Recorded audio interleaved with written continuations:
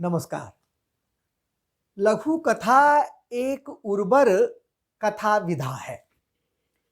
उर्वर से तात्पर्य है कि कथा अभिव्यक्ति की दिशा में सपाट और सहज बयानी से लेकर बिंब, प्रतीक, संकेत, व्यंजना आदि जो जो काव्यांग इसमें उपस्थित होते हैं, वे अपनी पूरी आभा और आकर्षण के साथ लगातार पाठक को प्रभावित करते हैं।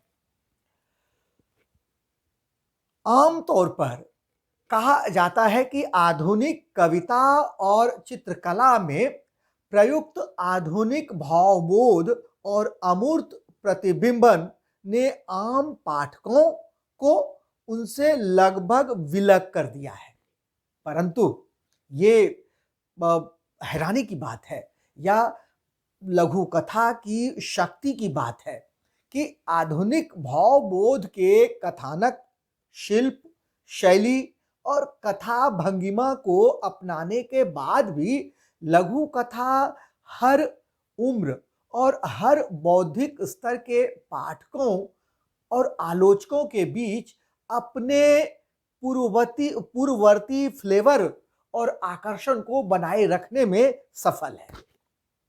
आज मैं आपके लिए लघु कथा के पुरोधा, जिसने लघु कथा के विकास में महत्वपूर्ण भूमिका अदा की है, उनकी लघु कथा लेकर आया हूं। दोस्तों, ये लघु कथाकार हैं। सबसे पहले मेरे पास जो पुस्तक है ये लघु कथाएं जीवन मूल्यों की, ये जो पुस्तक का नाम है लघु कथाएं जीवन मूल्यों की। इसमें विभिन्न लघु कथाकारों की लघु कथाएं हैं और इसके संपादक हैं सुकेश साहनी एवं रामेश्वर कंबोज हिमांशु जी, इसके संपादक हैं। और मैं आज आपके पास या आपके लिए जो लघु कथा लेकर आया हूं, 3 महत्वपूर्ण लघु कथा है मेरे पास। मैं आपको नाम बताऊं। सबसे पहले रमेश बत्रा की लघु कथा लड़ाई, ये मैं आपको सुनाऊंगा। और दूसरी लघु कथा है रावी जी की लघु कथा भिखारी और चोर। और तीसरी लघु कथा जो मैं महत्वपूर्ण लघु कथाकार जो है विष्णु प्रभाकर, ये इनका फर्क, ये 3 लघु कथाएं मैं आपको सुनाने जा रहा हूं। तीनों लघु कथाएं एक से एक बढ़कर हैं। पहली लघु कथा मैं आपको लड़ाई सुनाने जा रहा हूं और इसके लेखक हैं रमेश बत्रा। ससुर के नाम आया तार, बहू ने लेकर पढ़ लिया। तार बतलाता है कि उनका फौजी माँ का बहादुरी से लड़ा और खेत रहा, देश के लिए शहीद हो गया है। सुख तो है न बहू? उसके अनपढ़ ससुर ने पूछा। क्या लिखा है? लिखा है, इस बार हमेशा की तरह इन दिनों नहीं आ पाऊंगा। और कुछ नहीं लिखा। सास भी आगे बढ़ाई। लिखा है, हम जीत रहे हैं, उम्मीद है लड़ाई जल्दी खत्म हो जाएगी। तेरे वास्ते क्या लिखा है? सास ने मजाक किया। कुछ नहीं, कहती वह मानो लजाई हुई सी अपने कमरे की तरफ भाग गई। बहू ने कमरे का दरवाजा आज ठीक उसी तरह बंद किया जैसे हमेशा उसका फौजी किया करता था। वह मुड़ी तो उसकी आंखें भीगी हुई थीं। उसने एक भरपूर निगाह कमरे की हर चीज पर डाली, मानो सब कुछ पहली बार देख रही हो।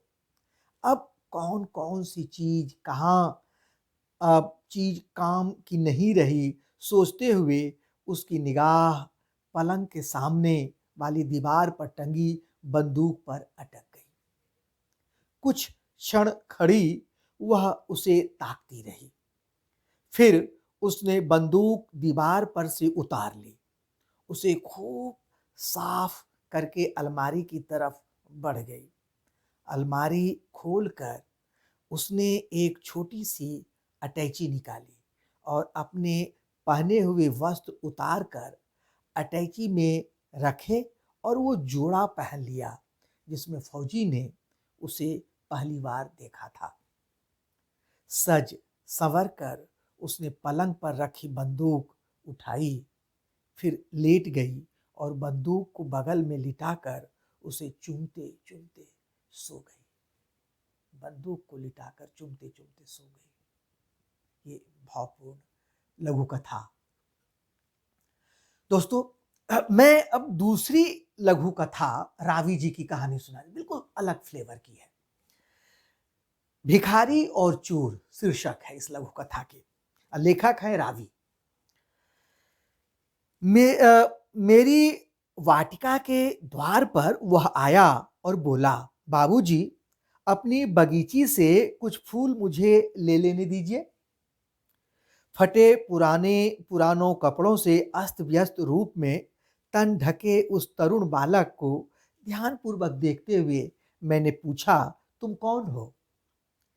भिखारी उसका उत्तर था और उसमें संदेह का कोई स्थान न था।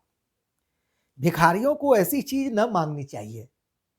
तुम चाहो तो मैं तुम्हें एक पैसा या एक रोटी दे सकता हूं, मैंने कहा। ये तो मुझे दूसरों से पेट भरने पर भर को मिल जाती है, उसने कहा और असंतुष्ट होकर चला गया। अगले दिन माली ने सूचना दी कि बगीची में कुछ फूलों की चोरियां हुई हैं। मैंने पहरे की व्यवस्था कर दी, किंतु चोरी का क्रम न रुका। हर रात किसी समय कुछ फूल टूटकर गायब हो जाते। एक दिन मैंने उसी लड़के को बाजार में देखा। सड़क किनारे बैठा वह फूलों की मालाएं बना रहा था। तुम चोर हो, मैंने पास जाकर उसे पकड़ा। बिल्कुल नहीं बाबूजी, यह आप कैसी बात करते हैं? मैं तो भिखारी हूं, भीख के पैसे बचाकर कुछ फूल खरीद लाता हूं और मालाएं बनाकर उन्हें बेच देता हूं। कुछ दिनों बाद मुझे भीख मांगने की जरूरत न रह जाएगी। मुझे चोर बताने का आपके पास कोई सबूत है? बालक के स्वर में कड़क थी। उसकी चोरी का मेरे पास कोई सबूत नहीं था। कई लोग हमारी बातचीत सुन रहे थे। ऐसी बेसबूत की बात कहकर मैं उनकी दृष्टि में स्वयं को लज्जित अनुभव कर रहा था।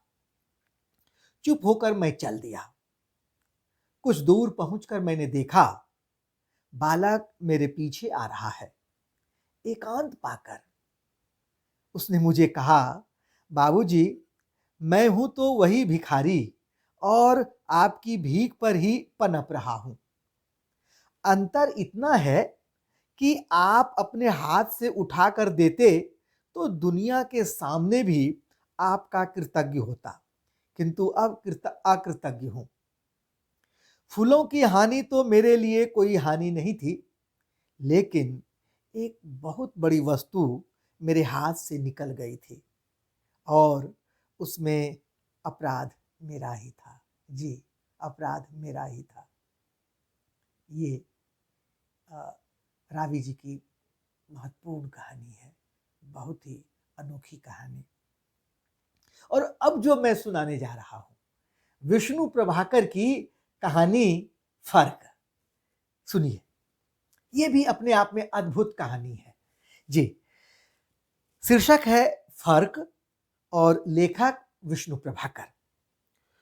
उस दिन उसके मन में इच्छा हुई कि भारत और पाक के बीच की सीमा रेखा को देखा जाए।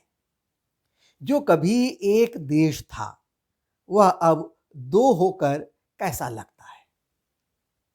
दो थे तो दोनों एक दूसरे के प्रति शंकालु थे। दोनों ओर पहरा था। बीच में कुछ भूमि होती है, बीच की, जिस पर किसी का अधिकार नहीं होता। दोनों उस पर खड़े हो सकते हैं।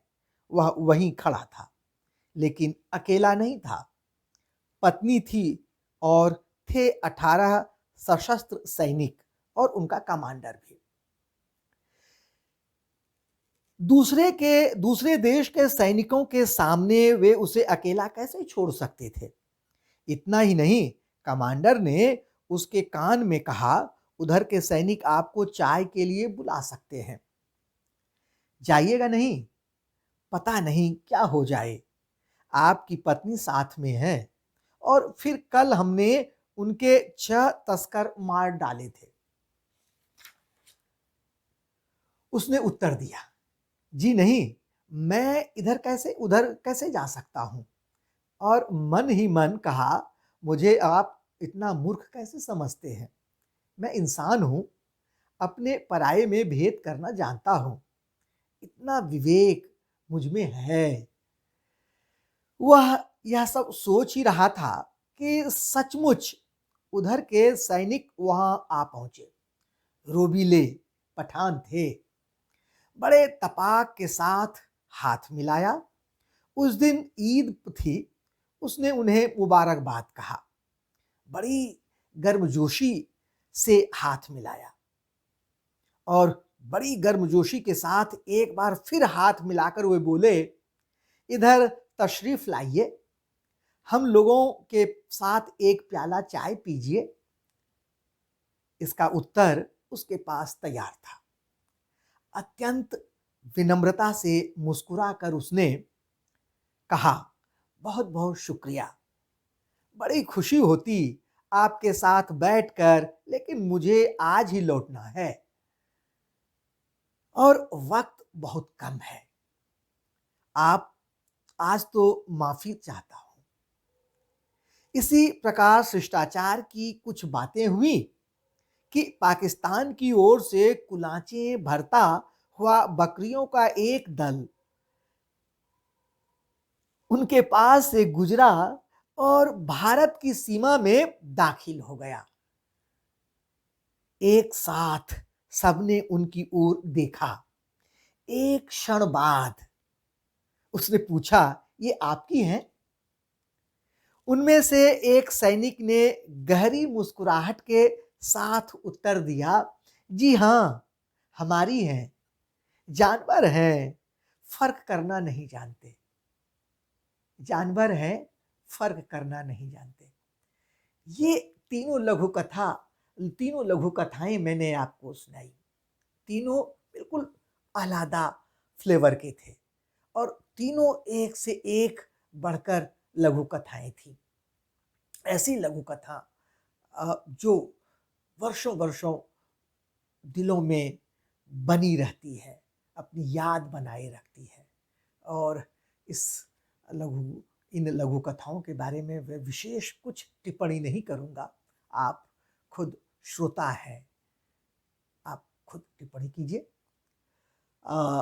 यहीं पर मैं अपनी वाणी को विराम देता हूँ, लेकिन मैं एक रिक्वेस्ट मैं आपसे करना चाहता हूँ, अनुरोध करना चाहता हूँ कि अगर मेरा वीडियो आपको अच्छा लगता है तो उसे लाइक और सब्सक्राइब जरूर कीजिए। और अगर अच्छा नहीं लगता है तो मैं खुले मन से कहना चाहता हूँ कि आप उसे डिसलाइक भी कर सकते हैं। और एक और इल्तिजा है, एक अनुरोध है कि आप कमेंट बॉक्स में अगर सुझाव दें डिसलाइक करने के साथ, तो हमें और अच्छा लगेगा। उसमें अपनी प्रस्तुति में सुधार करने का अवसर मिलेगा। बहुत बहुत धन्यवाद। खुदा हाफिज़।